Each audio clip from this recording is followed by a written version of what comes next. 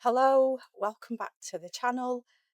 This is After Addiction. If you're new here, please like and subscribe. It really helps if I grow this channel to 500 subscribers and get 4,000 watch hours, I believe. Then I get to keep the lights on. I'm Michelle Morris. I have a therapy business called Heal Hypnotherapy, and this is a channel which is dedicated to stories about what to do if you think you've got a problem, drug, alcohol, or something else, an addiction. And it's also a space where we can talk about being an enabler or being a codependent. I'm doing a video very soon on GABA, so stay tuned for that. GABA is really important because it maps the way I can explain why, if you're loving somebody with an addiction, your patterns can actually match theirs, even though you haven't got a substance misuse problem or an addiction.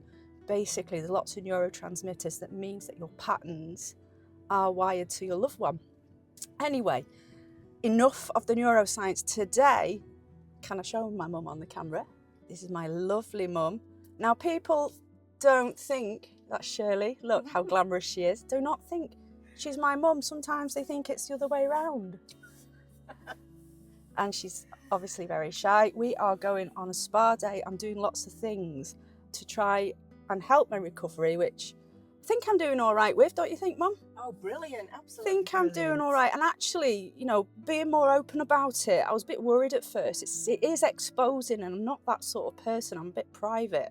However, there is a lot that I can say about this issue because of lived experience and also my therapeutic work. I'm always going to keep client confidentiality, of course, but I can talk about common themes that I've heard in the therapy room, which obviously resonate with me on a personal level too, and hopefully will help you. But back to the day trip. We are going on a spa day. I've never been on one before. Have you, Mum? I have actually, yeah. It's really, really good for just taking time out for yourself, which I think is important in this very, very busy world that we live in. So yeah, I thoroughly recommend a spa day. She's an absolute natural. Yes. I've actually sprung this on her. We're supposed to be relaxing. Do you find this relaxing, or is it doing your head in? No, it's fine. Don't worry, it will be edited. It It's will be fine. edited. And I'm getting used to the tech. So do let me know if you've got anything that you'd like me to cover. We're going to the McDonald's Portal Hotel and Spa. We got a group on. So it's 40 quid for a deep tissue massage we've gone for, haven't we? We are. 2 hours in the gym and the thermal suite, and then an afternoon tea lunch in their salt restaurant. So it's a first for me. But yeah, the deep tissue massage, I've said on other videos, I've been going to things like Yogascape and Pilates and trying new things. But this just seemed like a treat. It is. I kind of realised, me and my mum spoke about it before, when I was drinking, obviously didn't realise I was an alcoholic at the time, although it's pretty obvious now. And when I was drinking in ways that I wasn't enjoying, I kind of realised when I put things together, it's probably costing me about $5,000 a year to drink in ways which I wasn't even enjoying, and it was unsuccessful. It wasn't making me happy, it wasn't relieving tension, it wasn't making me more sociable, it was making me a pain in the arse, to be honest, don't you think, Mum? Sometimes, very often, yes, I've got to say, yeah. Yeah. But you're not a pain in the arse now. Well, hopefully, once Mum gets more confident, then she will hopefully join in and talk about what it was like, because she didn't enable me. She was just there with her presence. Helped me a lot with her own wisdom on life, really. Helped me a lot with the children, and was just very loving and made me realise that, yeah, it wasn't all my fault, but that I was willing to do something about it. She was very proud of, because it's not easy. We've had a like most families, you shake the family tree and there's so much of this. It doesn't matter what walk of life you come from. I see clients in well-heeled areas like Alderley Edge and central Manchester. It's not about this thing actually goes across class, goes across gender, age groups. I'm seeing more and more parents coming in with problems with their children. related to ketamine in particular, so I'm going to do videos on that too. Right, we're not even there yet and I'm rabbiting on, so I'm going to just show you the beautiful scenery of Cheshire. And I can remember how to turn the camera around. I didn't realise I had a problem with alcohol because it was just, I was a teenager in the 80s and obviously a bit precocious and everything. So I was out doing stuff. I didn't love music, didn't I? So I was going to gigs all the time and things. And drinking's just part of it.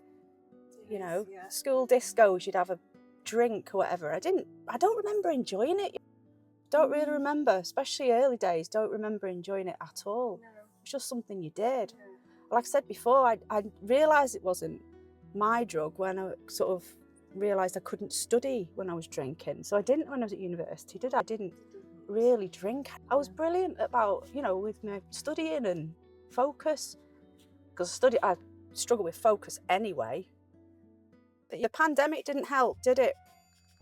All of a sudden we were working at home, kids were at home. Yeah. And then, I've done some research and as you know, that's when the supermarket started selling 2-litre bottles of things like everyday vodka and everyday gin. And it was bizarre how that happened. So crazy. A lot of people I know, their drinking became really, really heavy during the pandemic because they didn't have to be out of the house at a certain time. So they could just stay in the closed doors. Yeah. That 7 o'clock glass of wine might be 2:30 if you've finished work. And then what do you do for the rest of the day, especially if you like a drink or you may have developed some kind of habit or dependence. I think a lot of people crossed, didn't they, from enjoying a drink or using it ritually to using it in ways which are problematic because they were at home. When you've got to make the effort to go out and drink, I don't know, maybe that does save some people some of the time. Let you concentrate. It's a beautiful day, isn't it? Gorgeous. I have been here before. We were filming for a BBC comedy. Very nice.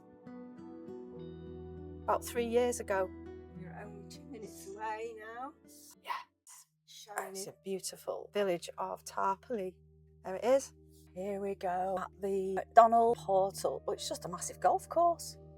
Beautiful. Beautiful Cheshire countryside. I've got the camera the other way. So here we are at our first spa day. Or my first spa day. Mum's been to loads. About 3. They're always good. Yeah. Ooh, that's a good shot. So here we are. We've just arrived for our spa day. Beautiful November morning. It's my very glamorous. Isn't it like November? Not like November. Mum's not microphoned up. Ooh, there's the spa. Look. I know. It's very pretty. It's bringing it all back now. I do remember being here. Oh, but I didn't remember it was this when I booked it. It was only after, you go, I've been here. Where's the reception? Reception? Or is it the spa? Leisure studios. Maybe we'll be told to go over there to the spa. Yeah. I might just talk to them while you do that. Oh, it's absolutely beautiful here.